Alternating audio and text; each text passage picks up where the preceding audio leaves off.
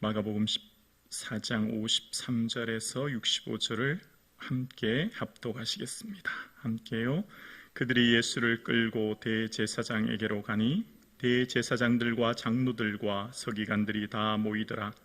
베드로가 예수를 멀찍이 따라 대제사장의 집들 안까지 들어가서 아랫사람들과 함께 앉아 불을 쬐더라. 대제사장들과 온 공회가 예수를 죽이려고 그를 칠 증거를 찾되 얻지 못하니 이는 예수를 쳐서 거짓 증언하는 자가 많으나 그 증언이 서로 일치하지 못함이라.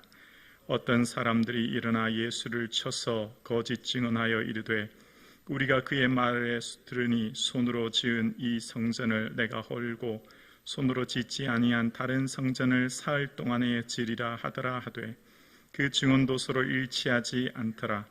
대제사장이 가운데서 일어서서 예수에게 물어 이르되 너는 아무 대답도 없느냐? 이 사람들이 너를 치는 증거가 어떠하냐 하되 침묵하고 아무 대답도 아니하시거늘 대제사장이 다시 물어 이르되 내가 찬송받을 이의 아들 그리스도냐? 예수께서 이르시되 내가 그니라. 인자가 권능의 우편에 앉은 것과 하늘 구름을 타고 오는 것을 너희가 보리라 하시니 대제사장이 자기 옷을 찢으며 이르되 우리가 어찌 더 증인을 요구하리요? 그 신성모독하는 말을 너희가 들었도다. 너희는 어떻게 생각하느냐 하니 그들이 다 예수를 사형에 해당한 자로 정죄하고 어떤 사람은 그에게 침을 뱉으며 그의 얼굴을 가리고 주먹으로 치며 이르되 선지자 노릇하라 하고 화인들을 손바닥으로 치더라. 아멘. 예수 그리스도의 마음을 헤아리는 사순절 되어질 수 있기를 주님의 이름으로 축복합니다. 아멘. 인터넷 서점이나 혹은 오픈된 매장의 서점에 가면 베스트셀러라고 하는 책 목록이 있죠. 그 책들을 보면 현대인들의 관심이 어디에 많이 가 있는지 알 수가 있습니다. 경제에 관련된 것들이 많고 또 한 부류는 인간관계 처세법 관련된 책들이 베스트셀러에 주로 빠지지 않고 올라가는 것을 봅니다. 예를 들면 무례한 사람에게 웃으며 대처하는 법, 만만하게 보이지 않은 대화법, 신경 끄기의 기술 같은 책들은 현대인들의 고민이 어디에 있는가를 보여주는 대목입니다. 인간관계에 관련된 책들이 언제나 상위에서 놓치지 않는 것은 그만큼 전 연령대의 많은 사람들에게 가장 큰 스트레스가 인간관계라고 하는 것을 알 수 있습니다. 인간관계로 말미암아 오는 감정의 손실이 그만큼 크기에 그것을 어떻게 대처해야 될지에 대한 해답을 일반 책들로부터 찾으려 하는 거지요.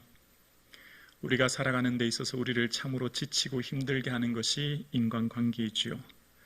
마치 블랙홀처럼 어떤 사람과의 만나면 그 사람은 나의 전 감정을 손실시키고 마음을 상하게 하고 고통스럽게 하는 사람이 있음을 우리는 경험하게 됩니다. 비단 사회, 직장생활 뿐이겠습니까? 교회 공동체 내에서도 그렇다 생각합니다. 사랑으로 몸된 교회를 섬기는 교회 공동체 내에서도 마음의 상처와 아픔을 겪는 것을 봅니다. 봉사와 헌신이 힘들기보다는 인간관계로부터 오는 마음의 상처가 더 크고 그것 때문에 아프고 힘들어하는 것이 우리의 고백입니다. 현대인들은 인간관계로 말미암아 오는 고통을 주로 젊은 세대들은 친구를 만나 술을 먹음으로 해결한다고 하지요. 그리고 그렇게 오는 인간관계의 어려움은 직장을 떠나거나 떠나면 그만이다 생각하기에 관계를 단절하고 맙니다. 일반적으로 많은 사람들은 내가 굳이 왜 이런 어려움을 감내하면서까지 이곳에 있어야 하나? 차라리 떠나면 그만이지 라고 생각하며 그가 속한 직장이나 공동체를 떠나는 것이 일반적인 모습입니다. 그 상사, 그 동료, 그 사람 더 이상 안 보면 그만이다 생각하기 때문입니다. 심지어 가족과의 관계도 끊어버리고 살아가는 사람들을 우리는 보게 됩니다. 그렇다면 성경은 우리에게 어떻게 이것을 해결해야 될지 그 해답을 예수님을 통해서 찾아보려 합니다. 예수님께서 가신 길은 곧 십자가의 길이고 그 십자가의 길을 어떻게 구체적으로 이루어야 될지를 오늘 본문은 우리에게 말씀하고 계십니다. 예수님께서는 너무나 사랑하는 제자들, 어쩌면 예수님과 제자들은 스승과 제자의 관계가 아니라 가족 관계처럼 함께 먹고 마시는 그런 사이였지요. 제자들 역시 그들의 가장 소중한 배와 그물을 버려두고 예수님을 따랐으니 그들의 인생에 참으로 소중한 분은 예수님이셨습니다.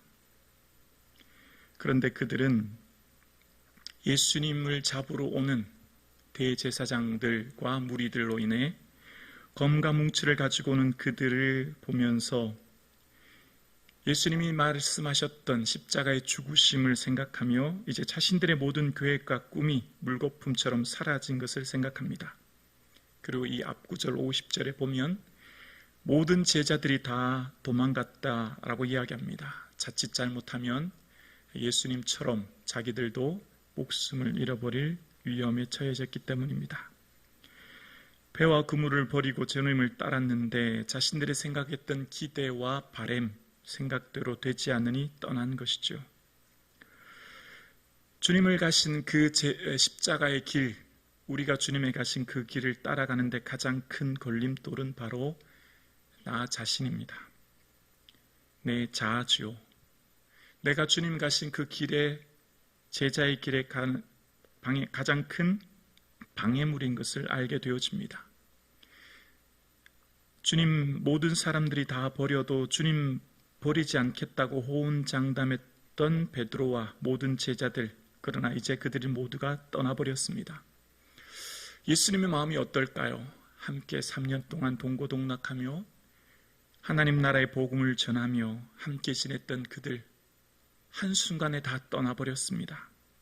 예수님의 마음의 상처가 얼마나 컸을까요? 생각됩니다. 그렇게 다 도망갔던 중에 베드로는 다시 이 공회 앞에 모습을 등장하게 되는데요. 54절에 보면 이렇게 얘기합니다. 베드로가 예수를 멀찍이 따라 대제사장의 집 안까지 들어가서 아랫사람들과 함께 앉아 불을 쬐더라. 멀리 도망갔던 베드로는 아무리 생각해도 예수님이 어떻게 될지 궁금했던 것 같아요. 그래서 다시 대제사장의 뜰까지 오는데 표현 하나가 등장합니다. 멀찍이라는 거예요. 멀찍이. 아랫사람들과 함께 불을 쬐는 베드로의 모습을 봅니다.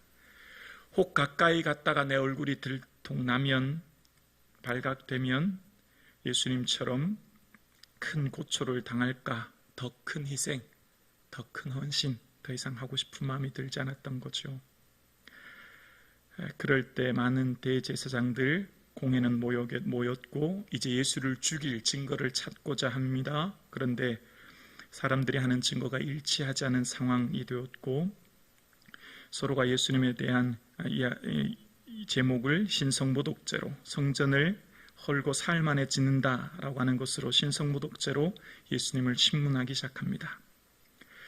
그럴 때 예수님께서는 일일이 대답하지 않으시고 침묵하시는 모습을 보게 됩니다. 60절과 61절에 보면 대제사장이 가운데 일어서서 예수께 물어 이르되 너는 아무 대답도 없느냐? 이 사람들이 너를 치는 증거가 어떠하냐 하되 61절에 보면 침묵하고 아무 대답도 아니하시거늘 이라고 이야기합니다. 예수님은 억울한 누명, 모욕을 당하고 계십니다. 그런데 그냥 침묵하십니다. 일일이 대답하지 않으시는 겁니다. 주님을 따라가는 제자의 길은 내가 말하지도 않은 것으로 인해서 나쁜 의도가 소문이 나고 나를 오해하고 폄훼하는 사람들 당장 쫓아가서 왜 그랬냐고 하소연이라도 하고 그를 향해 내 속마음을 이야기하고 문제를 해결하고 싶지만 참는 것이죠. 침묵하는 것이죠. 모든 제자들이 떠나가 버렸고 제사장들과 많은 사람들이 예수님을 향해 신성모독이라고 하는 누명을 쓰고 모욕을 당하신 예수님은 참고 계십니다. 그런데 예수님께서 참고 계신 모습은 이것까지도 참아야 하나 하는 모습이 등장하는데, 그것이 바로 65절에 등장하죠.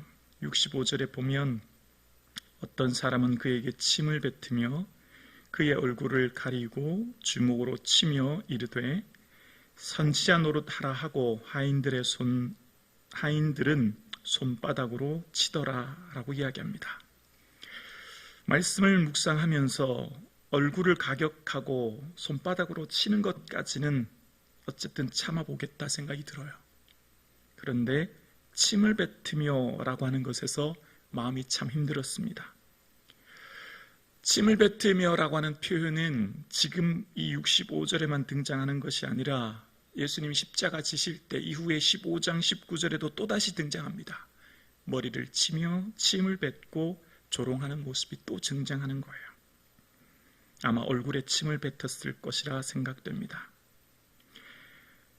침묵하는 것, 나아가 얼굴에 침을 뱉으시는 모습을 통해서 십자가의 길은 마지막 자존심까지 내려놓아야 되는 길임을 생각하게 됩니다. 얼굴에 침 뱉은 그 수치, 모멸, 자존감이 땅에 떨어지게 되죠.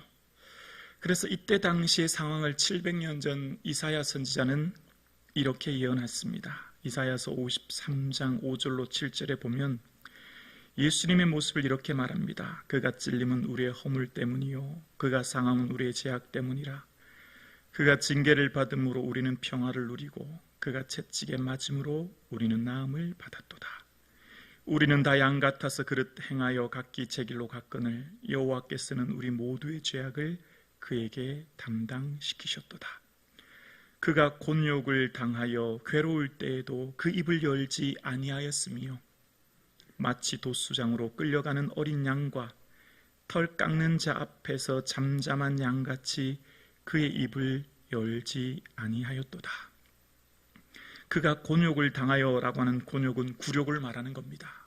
얼굴에 침 뱉고 주먹으로 치고 손바닥으로 맞는 곤욕, 굴욕, 수치, 모욕, 억울한 누명이지요. 그 괴로운 상황 속에서도 입을 열지 않으셨고 침묵하셨습니다. 그리고 그 침뱉음의 상황의 그 모멸감 속에서도 인내하셨던 예수님. 제자도의 삶은, 예수님을 따라가는 그 제자도의 길은 내 남은 마지막 자존심까지 내려놓아야 하는 길임을 알게 됩니다. 내가 이 직장 아니면 다닐 곳이 없나? 내가 이 교회 아니면 다닐 교회가 없나? 내가 이 사람 아니면 사랑할 사람 없나? 라고 생각하는 것이 아니라 내게 보내신 곳이 하나님 나라를 완성하라고 보내신 일터 선교사로 하나님 나라의 자리로 가정과 직장과 동네와 교회로 보내셨고 그곳에서 억울하고 누명쓰고 마지막 자존심의 꽃이 떨어져야 생명의 열매가 맺히는 것을 주님은 말씀하고 계시는 거예요. 남편의 가정폭력과 외도로 가정이 풍비박산나도 어머니가 눈물로 그 가정을 지킬 때 그 가정엔 자녀들이 다시금 살아나는 생명으로 천국으로 그 가정이 바뀌어지게 되죠. 말단 사원이 상사의 부당한 지시와 태도에도 견디며 인내할 때 그 회사가 하나님 나라로 새로워지는 거죠. 교회 공동체가 자존심 상하고 기분 상하여 고통스럽지만 견딜 때, 그렇게 눈물로 교회를 섬길 때 교회가 변화되어 그 지역을 섬기는 하나님 나라를 완성하게 되는 거죠. 하나님이 찾으시는 사람은 한 사람입니다. 바로 십자가의 길을 가셨던 예수님처럼 침묵하고 나를 내려놓는 그 길을 걸어가는 것. 한 알의 미랄이 땅에 떨어져 수천 수백의 열매를 맺었던 것처럼 예수님 가신 십자가의 길은 곧 그 한 알의 미랄 되신 예수님처럼 그 예수님의 매맞음과 고통이 나를 위한 것임을 깨달아 알아 괴로울 때 입을 열지 않으셨던 예수님처럼 우리도 그 길을 가는 거죠. 그가 찔림, 그가 매맞음이 다 나 때문이라는 것을 깨닫고 알기 때문이에요. 그래서 제자의 길은 굴욕의 길이요, 고통의 길이요, 눈물의 길입니다. 제자의 길은 아픔의 길이에요. 그래서 예수 믿는 길은 내 자아가 죽어야만 갈 수 있는 길입니다. 내가 완전히 깨어져야만 갈 수 있는 길이에요. 그래서 갈라디아 2장 20절에 바울의 고백처럼 내가 그리스도와 함께 십자가에 못 박혔나니 그런즉 이제는 내가 산 것이 아니라 오직 내 안에 그리스도께서 사신 것이라는 고백처럼 나는 죽고 내 안에 예수님 사는 것, 주님 내 안에 내가 주님 안에 사는 것, 이것이 십자가의 길이요 제자의 길입니다. 오늘 예배하는 사랑하는 성도님, 예수님 가신 십자가의 도는 주님 가신 그 길 따라가는 길이요, 이 길이 나를 온전히 죽어지고 깨어지고 부서지는 길임을 기억하는 사순절 셋째 날 되기를 주님의 이름으로 축원합니다.